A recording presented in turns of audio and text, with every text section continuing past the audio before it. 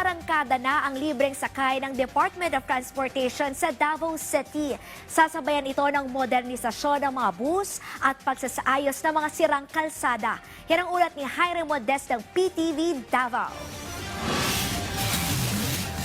Araw-araw naghihintay na masasakyan ang mga pasahero papunta sa eskwelahan o kaya trabaho sa Panakan, Davao City. Bilang solusyon ng nasyonal na gobyerno, umarangkada ang libreng sakay sa public utility bus sa Davao City na programa ng Department of Transportation o DOTR. Kaya ang estudyante na si Julius nagpapasalamat dahil malaki ang matitipid niya sa pamasahe. Dako siya tabang kay kuan kanang dili din ka malate ba tas nang baga magdali ka kay mukuan din siya kanang mong gasto pa nimo dili din ako imong gasto ba libre man siya. Lasang hanggang Rojas Avenue, via Sasa route and vice versa ang ruta na handog ng libreng sakay program ng DOTR. Magsisimula ito mula alas 6 hanggang alas 9 ng umaga at alas 5 ng hapon hanggang alas 8 ng gabi. Mismong si DOTR Secretary Vince Dizon kasama ng ibang opisyal ang sumakay sa unang araw ng implementasyon sa nasabing programa. Nakausap niya rin ang iba pang mga pasahero at naipaabot ang sitwasyon nila lalo na sa akses sa transportasyon. Nasa 8 bus units ang ide-deploy araw-araw upang magsilbi sa mga pasahero na dumadaan sa nasabing ruta. Doon sa rotang yan pa lang, 6,000 residents per day.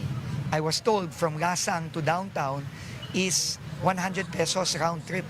So you can just imagine, 100 pesos per day saved by our students, by our workers. So that's up to 500 pesos a week, not counting weekends.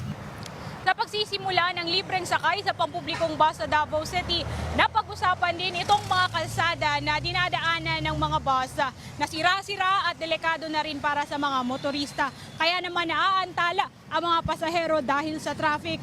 Kaya naman ito rin ay ginagawa na ng hakbang ng Mindanao Development Authority o MINDA.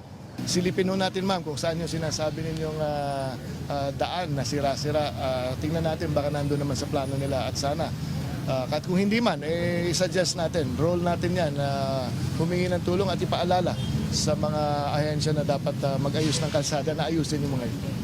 Dagdag din ng DOTR na nasa 70 million pesos ang pondo sa pagpapatupad nito sa unang taon at magpapatuloy ito hanggang matapos ang termino ng Marcos Jr. Administration.